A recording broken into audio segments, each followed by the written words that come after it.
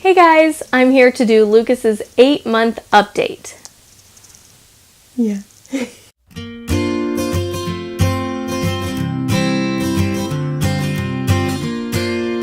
If you're new here, my name is Sarah and this is Lucas. I do family vlogs and lifestyle videos and mom and baby videos just like this one, so if you'd like to see more of that type of thing, consider subscribing. But for now, let's just get right into the video.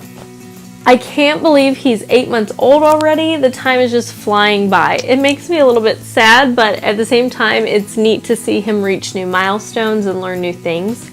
As far as his stats go, at his 6-month appointment, he was 15 pounds, 5 ounces, which was the 7th percentile, and he was 25.5 inches, which was the 6th percentile. He did have a sick visit around 7 months, and they weighed him then, and he was 15 pounds, 11 ounces. So I would expect him to be in the 16-pound range now, and probably around 27 inches, just by the way his clothes are fitting. He's in 9 months size consistently now. He can wear some 12-month onesies and shirts. This is a 12-month onesie that he's wearing right now. But the pants, 12-month pants would be way too long, and so he's definitely in 9-month pants and shorts. Here you go. And he's in size 3 diapers. As far as his social development, a lot of the same. He still loves to laugh at Roman and Paige. He thinks they're way funnier than I am. Like, all they have to do is just start talking and he just starts cracking up laughing at them. He will sometimes wave hi. I try to get him to do it, but I can't tell if he's really waving or if he's just kind of flinging his arms.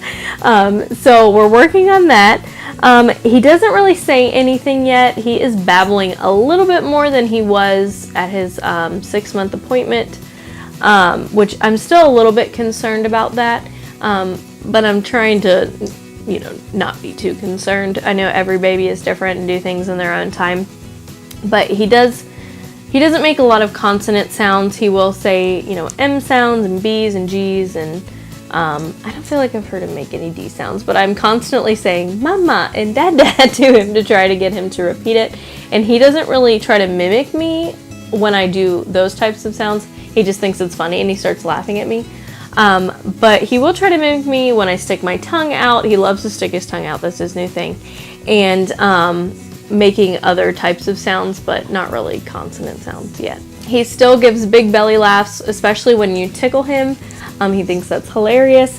He definitely does not like when I walk away from him. If I lay him down on the bed and I've forgotten to grab the wipes or the diaper or something and I have to take a few steps away, immediately he starts crying, and he's fine as soon as I come back. So he has a little bit of that separation anxiety going on, so he doesn't like when I leave him alone. His motor skills are improving. He definitely is doing better on his belly. He will stay there for a longer period of time, and he'll try to reach for things. He's not army crawling or crawling at all yet, but he hasn't quite figured out how to either get up on his knees or use his feet on the floor to kind of push him forward. So he just kind of reaches as far as he can, or he'll roll a little bit to get places. So he definitely can roll belly to back and back to belly. A lot of times if you put him on his belly and he doesn't want to be there, which isn't a surprise, he just immediately flops right back onto his back. So it's pretty funny. His fine motor skills are improving, so he can use his little pincher grasp, and he can pick up puffs and small pieces of food and feed himself now. So that's a fairly new development, at least that he's more accurate at actually getting the food into his mouth. Before, he could grab it with his whole hand and it would just be stuck in his palm and he couldn't actually eat it, but now he can actually pinch it and put it in his mouth and eat it, so that's cool. He sits up for much longer periods of time now. I can trust him a little bit more, especially sitting on the bed. He's fine for a long time, and I obviously don't have to worry about him hurting himself when he flops over on the bed, but on the hard floor, that's still a concern, but he definitely does a lot better than he used to. As far as his language development, which I already kind of talked about, the whole babbling thing, he's definitely more vocal than he used to be. I mean, I'm still a little concerned about the types of sounds that he's making, but he definitely makes a lot more noise. Before, he's pretty chill and he wouldn't really talk a whole lot, but now he'll really kind of engage with you and talk, and He tries to mimic you, but again, not with the consonant sound so much, more with like oohs and ahs and things like that. Although we were at swim lessons the other day, Paige's swim lesson, and I swear he said mama. I mean, obviously he wasn't actually saying mama, but it was huge for him to like put the two M sounds together like that. And of course nobody heard it. Lee wasn't around when it happened, and I was like, he said mama. So he's like, yeah, right. And I don't care if he says mama or dada first. I'm not one of the types of people to really care about that kind of thing. I just want him to say something. I don't know if you guys can see over here, but the cat is in the docket top. He loves this thing. Go, Finn, get out of there. Get out of there. Go, go, go. As far as his eating goes, it's pretty much the same when he's home with me. He's exclusively breastfed. And when he's at the sitters, he gets 6-ounce bottles of breast milk or formula, depending on how much breast milk I've pumped while I've been at work. And he's, like I said, he's doing much better with eating solid foods. He loves puffs, yogurt melts. I recently got the little crunchies. They kind of look like cheese puffs or cheesy doodles or whatever they're called. I don't know.